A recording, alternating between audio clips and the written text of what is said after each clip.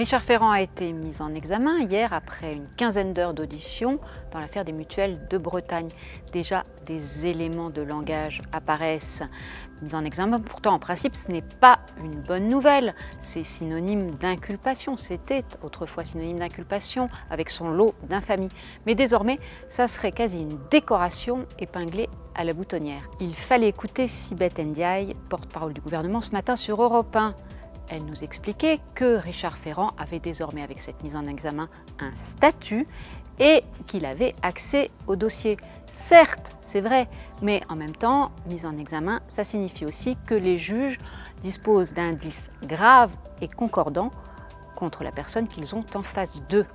Mais voilà, aujourd'hui, la mise en examen, grâce à la magie des politiques et à la malice, disent certains avocats spécialistes de ces dossiers, la mise en examen s'est transformée en quasi fait d'armes. Et c'est vrai aussi pour Emmanuel Macron. Alors on le sait, Emmanuel Macron n'aime pas qu'on lui impose son tempo.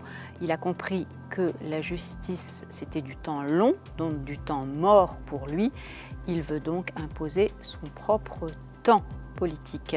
Enfin, sur le fond du dossier, celui des mutuelles de Bretagne, là aussi, Sibeth Ndiaye nous explique qu'il n'y a dans ce dossier ni préjudice, ni victime. Certes, il n'y a pas mort d'homme, mais dans cette affaire, les juges vont examiner le dossier, tout le dossier, dans son intégralité.